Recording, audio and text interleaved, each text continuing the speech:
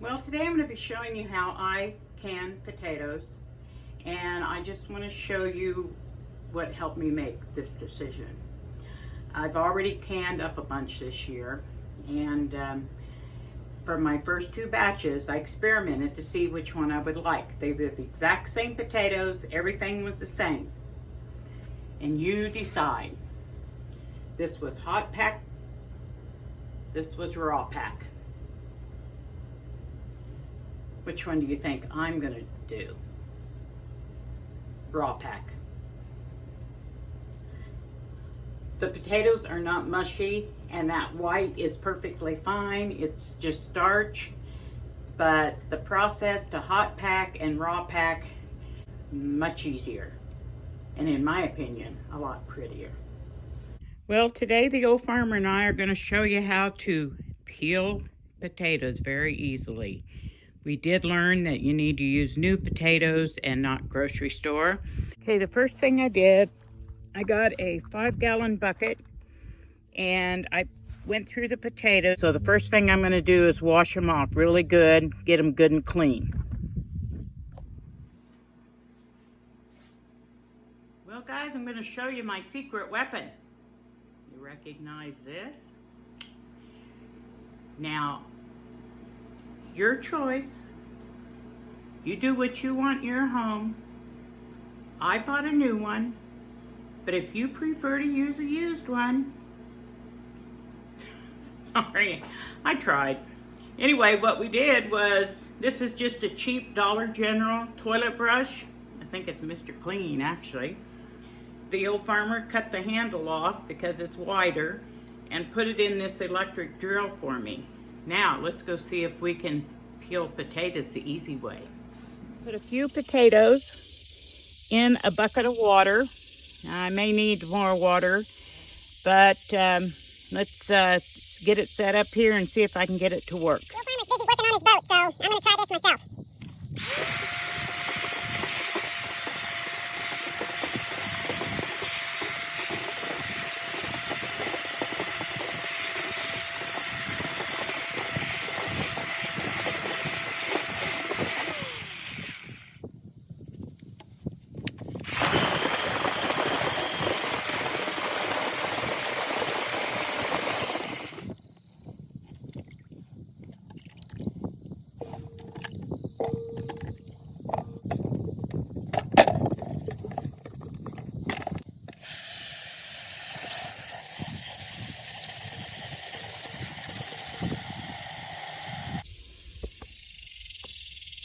Okay, we've got a few potatoes in the water and a leaf we don't need. And let's see if this is going to work.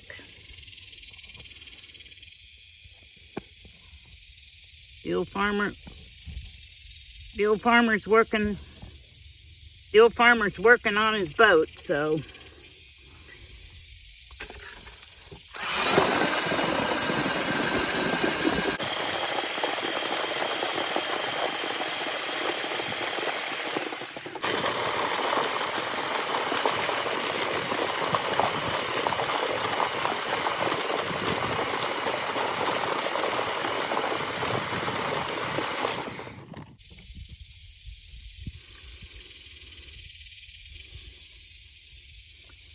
okay, it doesn't completely get all the skin off, but it cleans them up really good.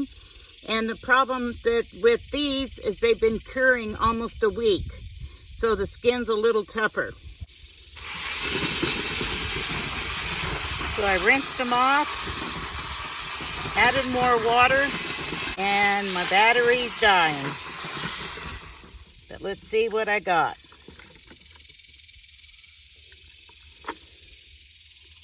It got almost all the skin off, so I'm pleased.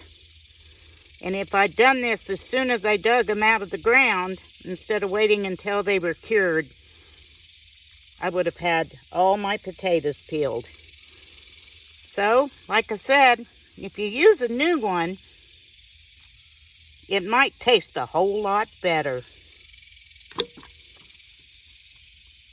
Well, now that we're in the house and I got to looking at those potatoes, it did better than I thought it would. Now the red potatoes, I threw a couple in just to experiment. I didn't think it would work, and it cleaned them up really well. But I had already dug up my red potatoes a couple weeks ago, and they've been out there curing. So the skin on them is actually ready to go to the basement. But most of the white potatoes were just dug up a week ago, I think, or 4 or 5 days ago.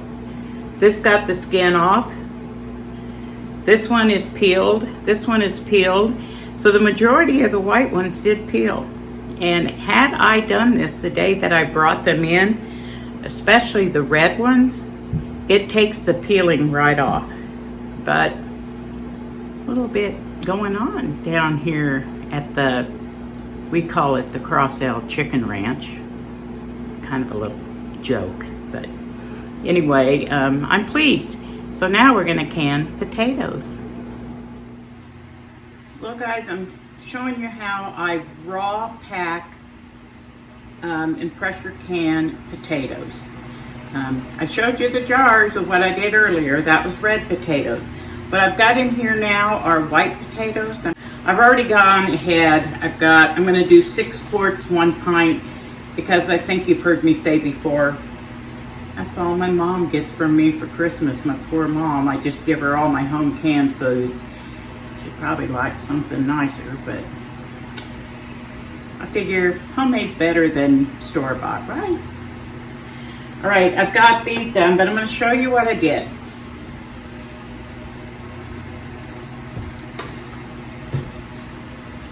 After you've peeled your potatoes or have them ready to go, you're going to chunk up your potatoes into 1 to 2 inch pieces. And then you'll just put them into your jars. As I'm peeling and cutting up potatoes, I keep them in just a bowl of water. I've never had them turn brown on me by doing that. Some people use Fruit Fresh. And one nice thing about this particular funnel, if the potato doesn't go through, I know it's too big. So I'm just going to chunk it a little bit smaller.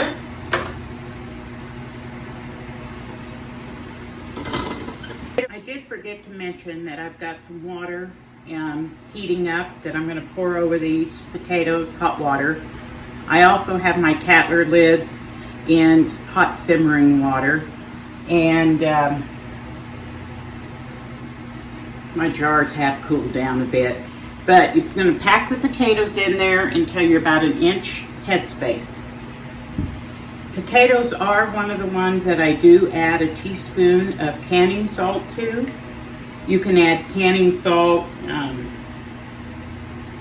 never use a full teaspoon, let's say 3/4.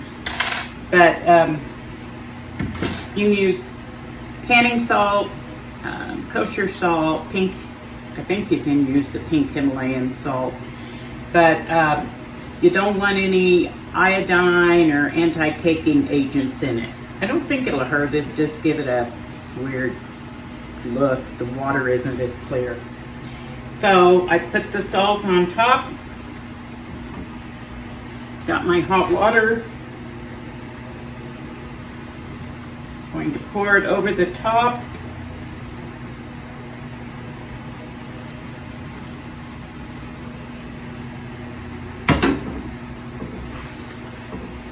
Move this back, maybe you can see it better. Then I'm going to debubble. Very important that you debubble, because many times after you've gotten all the air that's trapped in there, you'll end up having to add more water. And I can tell I'm going to end up adding, I've got quite a few bubbles coming up.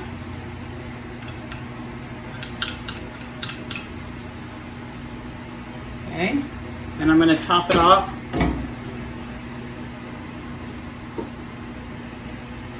Okay, to within 1 inch headspace. I'm going to use my salt jar because it's not hot, but 1 inch is to this bottom ring here. I don't measure anymore. I think you've heard me say I've been doing this a few years.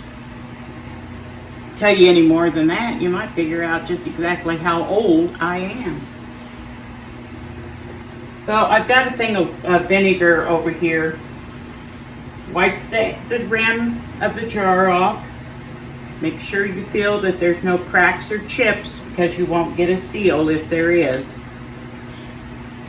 Then in my hot water, I get out one of my Tattler lids, and I've got a hot ring. Whew.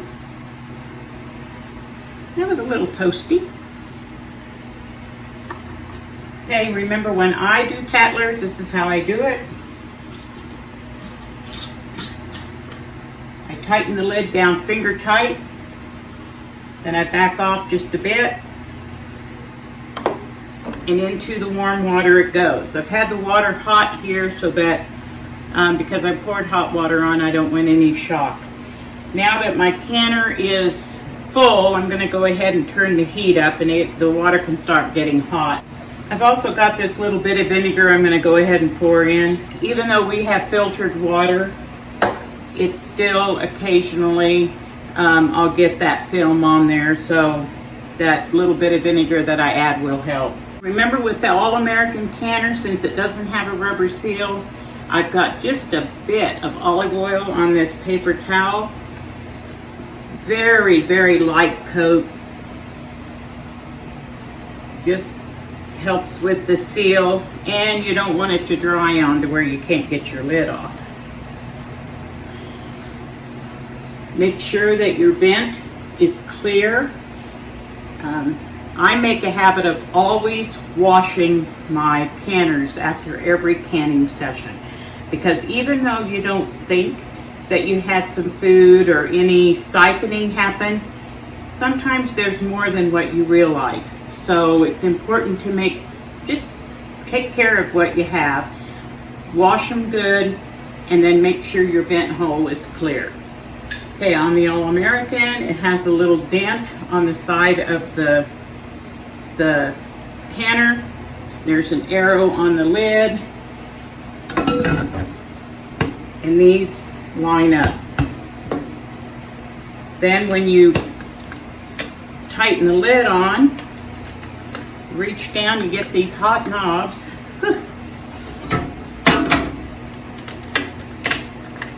Don't tighten it completely down, just enough to get them set on there. I bet this one's going to be really hot. Okay, now that all the knobs are pulled up, I have volcano hands, but that was a bit warm. Going down and tighten it really well all the way around. Make sure it's on there. Okay, I've got my heat up on high, and I'm going to wait for the pressure to start to build, and then we have to, let's say it together, wait till we have a, you say it, I can't say it, steady stream of steam venting out of this vent hole. And then I'll come back, and we're going to we'll let it vent for 10 minutes. I've got that steady, I got the hoo-hoo coming out, but I've got a fan running over here, and so you can't really see it, which means I'm going to have to turn my fan so it's not blowing towards the stove.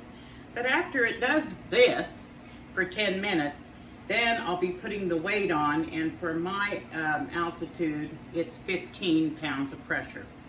So after 10 minutes, I'm going to drop this on, and you know how it goes. You heat it up till it jiggles, and you watch your gauge, and I'll come back when it starts dancing on the canner top. Alrighty, we're dancing a little jig. So now I'm going to turn the heat down. I kind of know now that I'm used to my stove where it goes, but of course I'll be keeping an eye on it until this just jiggles 3, 4, 5 times a minute. Don't want it to, and then I'll watch my gauge here and make sure it stays down under the 15. It usually sets around 13. So these are short. I have 1 pint, but it's quarts of potatoes, so it's 40 minutes. Okay, the 40 minutes is up. I just now turned the heat off, so it's going to take a minute for the pressure to come down. Now it's going to set until it goes down to 0, and I'll let it probably set a little bit longer. At that time, I'll take the jars out, and I'll show you what I do then. I've got another canner full. I've got all kinds of potatoes over there, so I'm going to fill the canner again. I couldn't run both pressure canners today because I'm also making cinnamon pickles at the same time. So I have to have a burner here for my cinnamon pickles. Well, it's been a busy day. I just put another 7 quarts of potatoes in the canner. There's the 6 quarts and 1 pint that just came out.